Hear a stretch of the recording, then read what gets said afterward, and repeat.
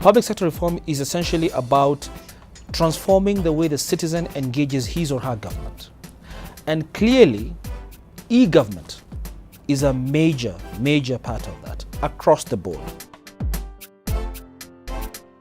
A lot of the government records which are usually used to service citizens will be digitized, and that will make services more available to the citizens regardless of where they are located in the country.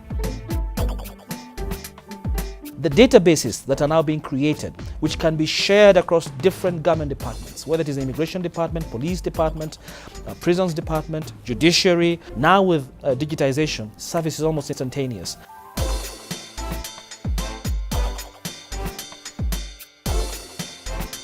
We are making it as easy as possible for you, the taxpayer, to access the services in Kenya Revenue Authority. And we are using the best technologies to ensure that it's as smooth, it's as fast, and it's as convenient as you may want it to be. When KRA automated its services and made them available online, it was quite possible to undertake them from a very remote location. The year which was ending in June, quite a number of taxpayers filed their returns online. And an interesting thing was that even on the very last day, the 30th of June, there were so many taxpayers who actually filed their returns on that day. And indeed, it was a test to us because we were a bit concerned then that might be on that particular day, the volume would not be handled by our systems. But thanks to the faster links offered by fibre and also the current technologies, we were able to cope with all the load. It's going to take a shorter period of time to provide service from the government, and providing it very efficiently and create more opportunities for the country as more people would come to invest here because the ease of doing business has been improved.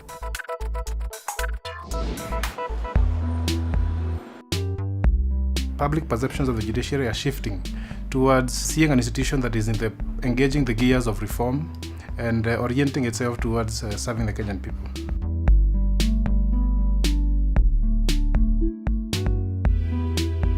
Kenyans have access to the full text of the laws of Kenya. They don't have to wait to go to the government printer to purchase the books.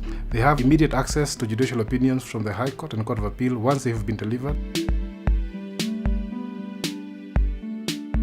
Now with the records online and the course list that we call is online, it is easy for them to access the course list and know when their matter is listed for hearing from the internet. Those in the rural areas can always now get it even on their mobile phones. You know, that is now easy, and that saves them time and money. The National Council in Kenya has actually proven itself as one of the leading providers of legal information. Video conferencing technology that has been implemented by the judiciary as a pilot phase involves 2 video terminals, one installed at the Nairobi Law Courts and the other one at the Mombasa Law Courts. A judge, for instance, sitting at the Nairobi terminal is able to look into the video and see a display of an advocate sitting on the Mombasa terminal. And that way they can interact, and the voice and even the video and the quality of interactions is just the same as if you're in a one-to-one meeting. So it has the potential to transform the way justice is dispensed in this country.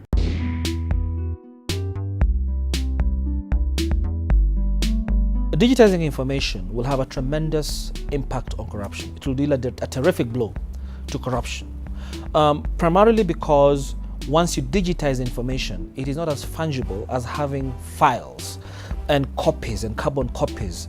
And also you have time stamping. In other words, first of all, you're able to trace when information was put in the first place, and that is not easily changeable. You're able to trace who put in the information.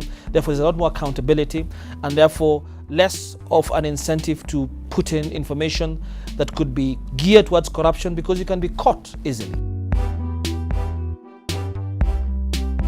You will notice with the open days that we have had with the judiciary, and we are demystifying the judiciary for the public, so they no longer have to be afraid, and they can now identify with the court and know that this is a court of law, a court of equity, a court of justice that is here to protect my rights.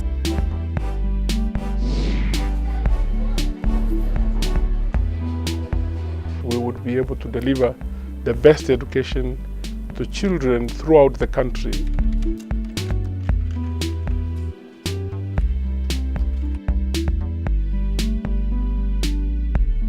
Education can be enhanced by technology in such a manner as to allow video experimentation, things that required expensive equipment to actually be available on the internet. To give an example, what happens with pilots is they go into a room that simulates what a plane is like, and you learn on that for a long time before you actually fly a real plane, and it actually feels like a real plane. In the same way, education can be taken online, and students can actually go into virtual classrooms. What we're going to show you today is a learning object on biology. This is typically operated by a teacher in a cyber classroom. The teacher has to log in, and we're going to pick on reproduction in plants and animals, chromosomes, and we'll show you what the students experience in a typical classroom.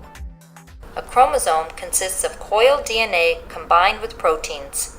DNA is made up of genes. We inherit genes from our parents, and these genes carry the information which determines all inherited traits, such as skin color, eye color, hair color, etc.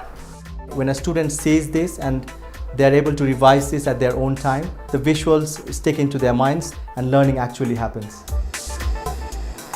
If you look at the way experiments used to be done in a simple chemistry lab before, it required you to have a test tube and mix elements together to get a result.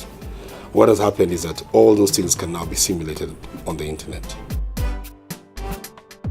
The school that wasn't previously able to do what it should doesn't actually need the equipment to do it. All they need is an internet connection to get it done. In the 100 schools where we have been, we produce the best biology student in the country. We have had average grades go up, attendance has gone up.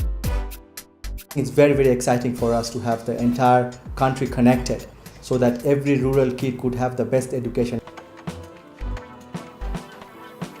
We would ensure that every school has access to broadband and is able to access content which is being developed by the Kenya Institute of Education.